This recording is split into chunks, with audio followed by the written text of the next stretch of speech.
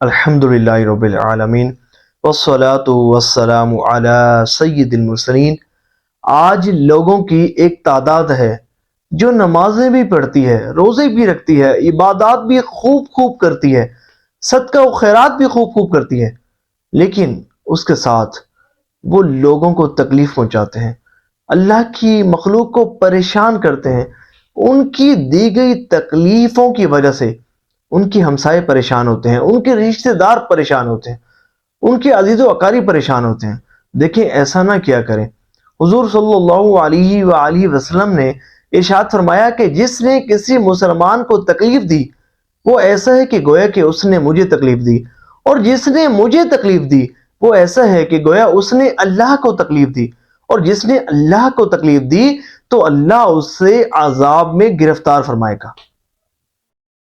یہ بھی کبیرہ گناہوں میں آتا ہے مسلمان کو تکلیف دینا، پریشان کرنا۔ ایک مرتبہ ایک صحابی حضور صلی اللہ علیہ وآلہ وسلم کی مقدس بارگاہ میں حاضر ہوتے ہیں، عرض کرتے ہیں یا رسول اللہ صلی اللہ علیہ وآلہ وسلم، یہ ارشاد فرمائیے کہ ایک خاتون ایسی ہے جو عبادت بھی خوب کرتی ہے، نوافل بھی خوب پڑھتی ہے، نوافل کی کثرت کرتی ہے، نفلی روزے بھی بہت رکھتی ہے، عبادات کی کثرت کرتی ہے، صدقہ و خیرات بھی خوب کرتی ہے، لیکن اپنے پڑوسیوں کو تکلیف پہنچاتی ہے۔ تو حضور صلی اللہ علیہ وآلہ وسلم نے ارشاد فرمایا، سنو، وہ جہنم میں جائے گی۔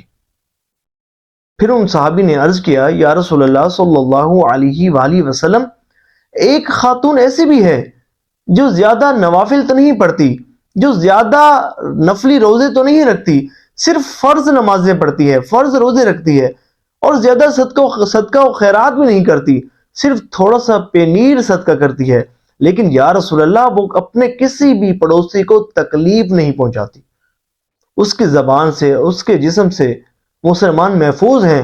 تو حضور صلی اللہ علیہ وآلہ وسلم نے ارشاد فرمایا، سنو، وہ جنت میں جائے گی۔ سبحان اللہ، سنو، وہ جنت میں جائے گی۔ تو پتہ چلا جو شخص کسی مسلمان کو تکلیف پہنچاتا ہے، پریشان کرتا ہے، تو یہ بھی کبیرہ گناہوں میں آتا ہے، اللہ کی ناراضگی کا ایک بہت بڑا سبب بنتا ہے۔ ایک مرتبہ حضور صلی اللہ علیہ وآلہ وسلم رونق افروز تھے اور فرمایا، اے میرے صحابہ، مجھے یہ بتاؤ کہ مفلس کون ہے؟ تو صحابہ کرام علیہم الرضوان نے عرض کیا یا رسول اللہ صلی اللہ علیہ وآلہ وسلم، مفلس تو وہ ہے کہ جس کے پاس درہم و دینار نہیں ہے، جو غریب ہے۔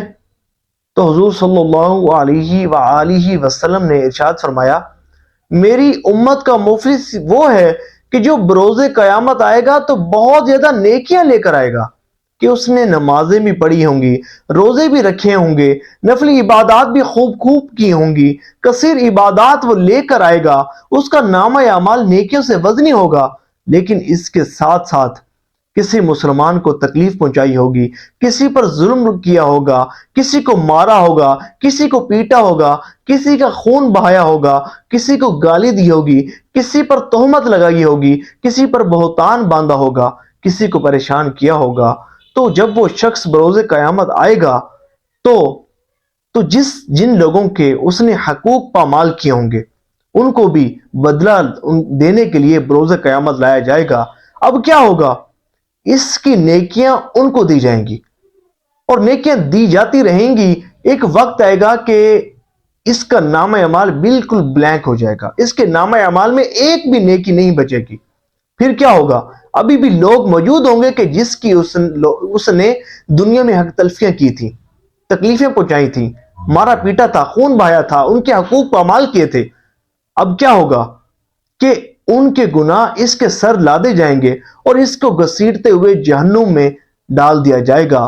میرے حضور نے فرمایا کہ سنو، یہ ہے وہ شخص کہ جو میری امت کا مفلس شخص ہے۔ اے عاشقان رسول، غور کریں، آج ہم بڑی عبادت کرتے ہیں، بڑے نوافل پڑھتے ہیں، صدقہ و خیرات بھی خوب کرتے ہیں، خوب عبادت کرتے ہیں، درود پاک کی بھی بہت کثرت کرتے ہیں، لیکن اس کے ساتھ اللہ کے بندوں کو تکلیف پہنچاتے ہیں، حضور کے امتیوں کو پریشان کرتے ہیں، ان کو زبان سے، ان کو جسم سے تکلیف پہنچاتے ہیں۔ دیکھیں، ایسا نہ کیا کریں۔ کامل مسلمان وہ ہے کہ جس کے زبان اور جسم سے دوسرے مسلمان محفوظ رہیں۔ تو نیت کیجئے، سچی نیت کیجئے کہ آئندہ ہماری زبان اور جسم سے کسی مسلمان کو تکلیف نہیں پہنچے گی۔ کاش اللہ کرے کہ ہم ایسے بن جائیں کہ جب ہمارا جنازہ اٹھایا جا رہا ہو تو لوگ کہیں دیکھو کتنا اچھا آدمی تھا، بڑا اچھا آدمی تھا، جب بھی ملتا تھا بڑے اچھے اخلاق کے ساتھ ملتا تھا، کبھی کسی مسلمان کو تکلیف نہیں پہنچاتا تھا، بلکہ لوگوں کی حاجات پوری کرنے میں پیش رہا کرتا تھا۔ اور اللہ نہ کرے کہ جب ہمارا جنازہ اٹھایا جائے تو لوگ کہیں اچھا ہوا، بڑا برا شخص تھا، لوگوں کو بڑی تکلیف پہنچایا کرتا تھا، اس کے شر سے لوگ جو ہے وہ محفوظ نہیں رہتے تھے، اچھا ہوا کہ اب جو ہے وہ لوگ اطمینان کی زندگی گزاریں گے۔ اللہ نہ کرے ایسا ہو۔ نیت کیجئے کہ ہم انشاءاللہ اچھے اخلاق کے ساتھ لوگوں سے ملیں گے۔ اللہ تبارک و تعالی ہم سب کی آخرت اچھی فرمائے، اخلاص، تقوی، پرہیزگاری اور حسن اخلاق نصیب فرمائے۔ آمین بجائے خاتم النبیین وصلی اللہ تعالی علیہ وآلہ وسلم۔ ثواب کی نیت سے اس ویڈیو کو شیئر ضرور کیجیے گا کہ جتنے بھی عاشقان رسول سنیں گے، عمل کریں گے، آپ کو بھی اس کا ثواب ملتا رہے گا۔ صلو علی الحبیب صلی اللہ تعالی علی محمد صلی اللہ علیہ وآلہ وسلم۔